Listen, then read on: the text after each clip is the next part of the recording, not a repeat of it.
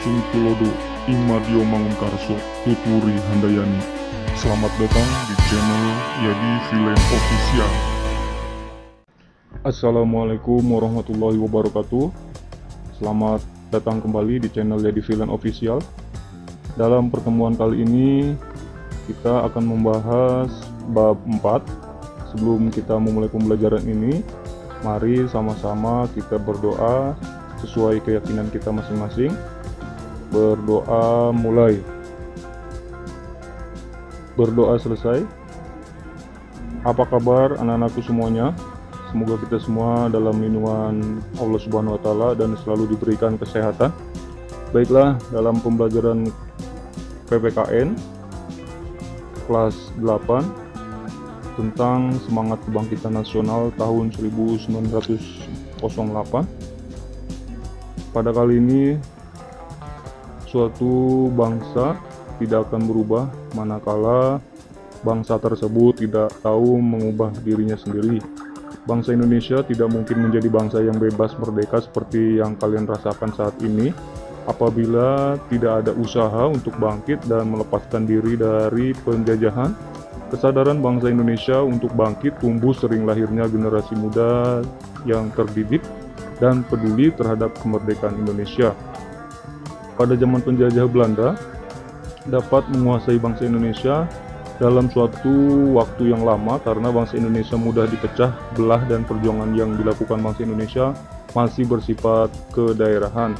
Dulu terlahir suatu pemuda yang bernama Budi Utomo sebagai organisasi nasional pertama yang meletakkan semangat kebangkitan nasional bagi para perjuangan bangsa Indonesia dalam meraih kemerdekaan. Begitu pula pentingnya kita memahami dan meneruskan nilai kebangkitan nasional. Dalam bab ini, mari sama-sama kita mempelajari dan membangun semangat kebangkitan nasional supaya kita menjadi salah satu generasi penerus bangsa yang dapat menunjukkan semangat kebangkitan nasional. Kebangkitan nasional tahun 1908 dalam perjuangan kemerdekaan.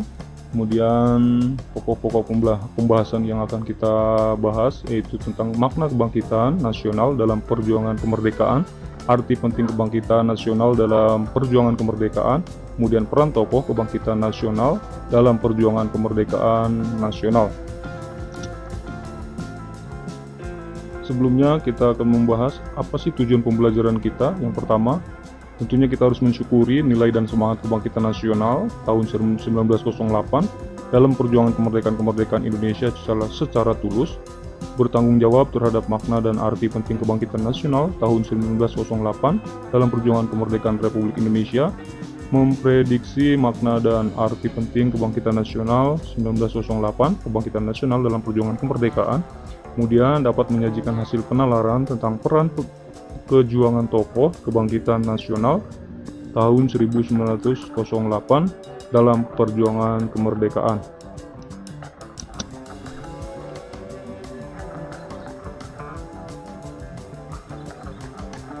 Makna kebangkitan nasional dalam perjuangan kemerdekaan. Di sini tentunya kita harus mampu memaknai seperti apa semangat kebangkitan nasional yang harus kita lakukan. Nah, di sini ada sebuah gambar tokoh nasional yaitu Bapak Soekarno yang selalu memberikan semangat kebangkitan terhadap seluruh rakyat Indonesia tentunya. Ya. Kemudian beliau berkata, Tuhan tidak merubah nasib suatu bangsa sebelum bangsa itu merubah nasibnya. Itu adalah salah satu ungkapan dari Bapak Soekarno.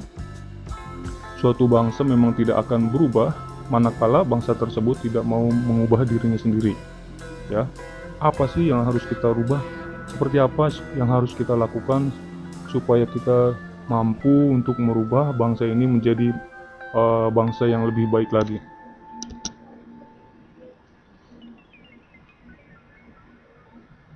Pada awal mula penjajahan Belanda di Indonesia, dulu pernah didirikan yang namanya VOC, ya.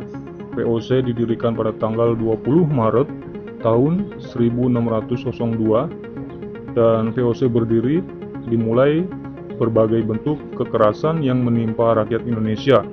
Penderitaan rakyat Indonesia terjadi dalam berbagai segi kehidupan. Rusaknya ekonomi Eropa akibat peperangan dan perkembangan teknologi pelayaran pada abad 15, yaitu menyebabkan negara-negara di Eropa melakukan ekspedisi untuk mencari sumber-sumber ekonomi baru di seluruh dunia. Ekspedisi ini banyak menemukan sumber ekonomi dan lahan baru untuk dilakukannya perdagangan. Ternyata kemudian bangsa Eropa tidak hanya melakukan perdagangan, melainkan langsung menguasai dan menjajah negara-negara yang mereka anggap baru ditemukan. Awal mula penjajahan Belanda memang VOC melakukan berbagai bentuk kekerasan yang menimpa rakyat Indonesia. Kekerasan yang dilakukan dan kekerasan yang terjadi dalam bangsa Indonesia yaitu tindakan dengan melaksanakan politik divide et impera atau adu domba. Nah, ini adalah salah satu kekerasan yang dilakukan oleh VOC.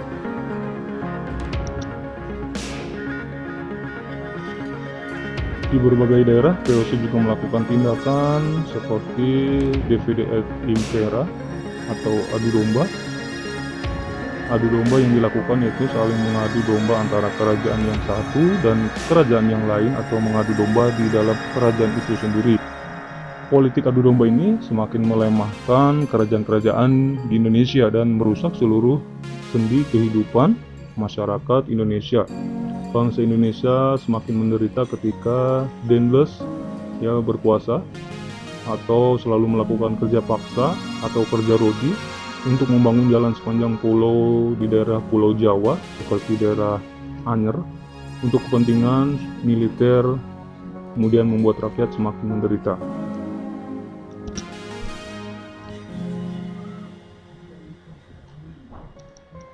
Bangsa Indonesia makin menderita ketika Daendels berkuasa dan selalu berupaya melaksanakan kerja paksa ini. Kerja paksa ini adalah kerja rodi Itu tujuannya untuk apa? Untuk membangun suatu bangsa yang ada di Indonesia, tentunya di daerah Pulau Jawa. Ini adalah tujuannya untuk kepentingan mereka sendiri, untuk kepentingan militer yang ada di wilayah Indonesia. Lalu penderitaan bangsa Indonesia juga menumbuhkan benih perlawanan di berbagai daerah. Perjuangan melawan penjajah dipimpin ulama dan kaum bangsawan. Contohnya seperti Sultan Hasanuddin yang dari Sulawesi Selatan, Sultan Agung Tirtayasa Banten, Tuanku Imam Bonjol di Sumatera Barat, Pangeran Diponegoro di Jawa Tengah, memimpin perjuangan rakyat secara langsung melawan penjajah.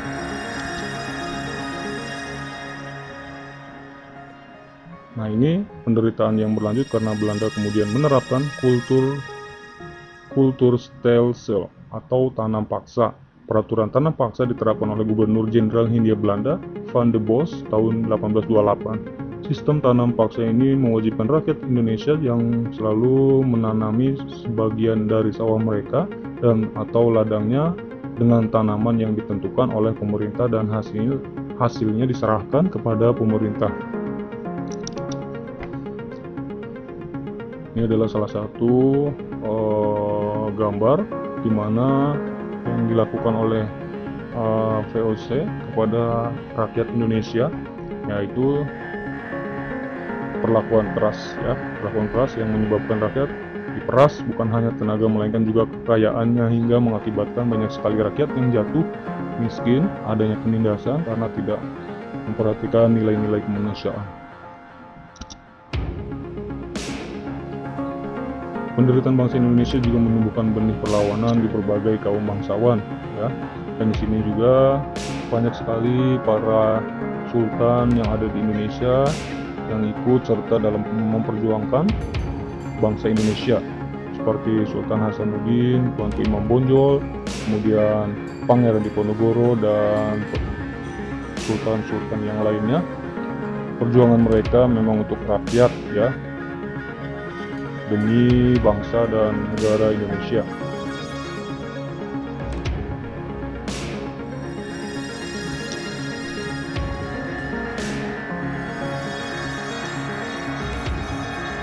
Nah, ini adalah salah satu foto di mana Mr. Van de Ventor mereka memiliki politik balas budi atau politik etis.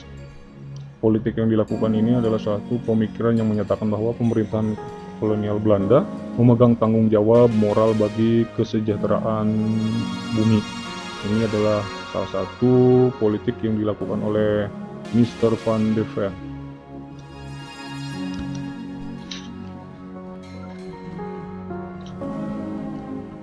Yang pertama yang dicetuskan di sini adalah edukasi.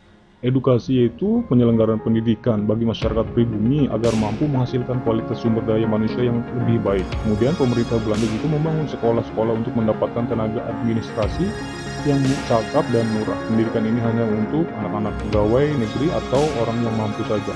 Ya, jadi orang-orang Belanda di situ membuat politik edukasi, ya, yang tujuannya adalah salah satunya untuk membantu mereka sendiri dalam mengelola atau membangun pemerintahan yang ada di Indonesia.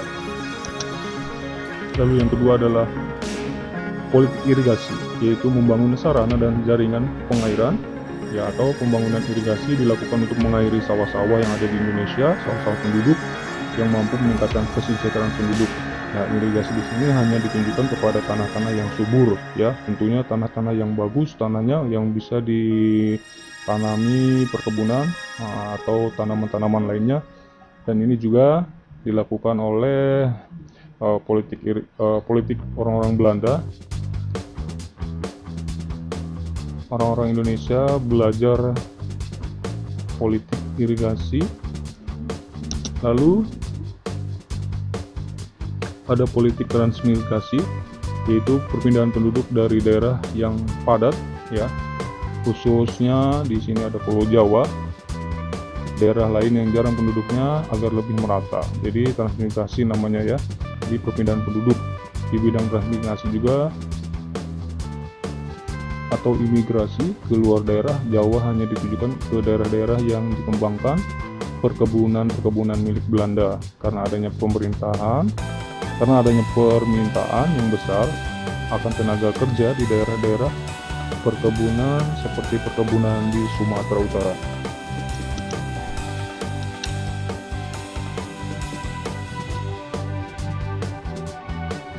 Kemudian praktik tanam paksa ini dulu hampir di seluruh wilayah Indonesia, ya, di daerah Indonesia.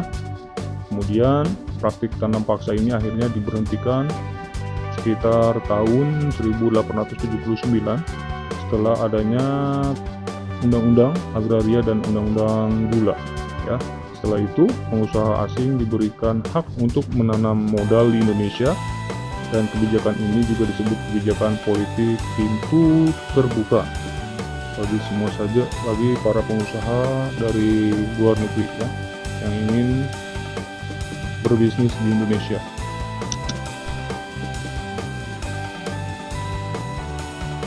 Kemudian efeknya di sini dari kebijakan tersebut ini meningkatkan kebutuhan akses tenaga kerja yang cukup terampil dan penduduk pribumi.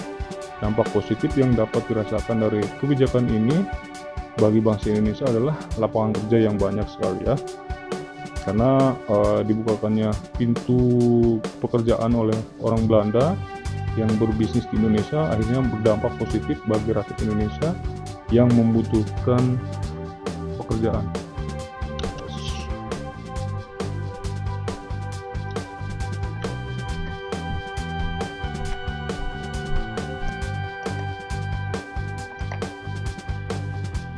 Selanjutnya, awalnya hanya pemerintah Hindia Belanda hanya mendirikan sekolah tingkat rendah, tetapi karena dibutuhkan dibuka sekolah tingkat menengah dan sekolah tingkat tinggi. Jadi orang Belanda itu dulu mendirikan sekolah-sekolah, ya, dan sekolahnya dulu hanya sekolah tingkat rendah, ya. Kemudian lambat laun kemudian orang-orang Belanda juga membuka sekolah-sekolah tingkat menengah SMP, kemudian tingkat tinggi, ya, atau SMA. Nah, ini adalah salah satu foto sekolah yang dibuat oleh orang-orang Belanda. Selanjutnya juga ada foto School Fort, ya, ini terletaknya di Bandung. Pada masa pemerintahan Hindia Belanda, Pembelajaran atau pengajaran dibuat menjadi dua sistem di sini ya. Baiklah anak-anakku, dalam pertemuan kali ini Bapak akhiri dulu ya. Wabillahi taufiq wal hidayah. Assalamualaikum warahmatullahi wabarakatuh.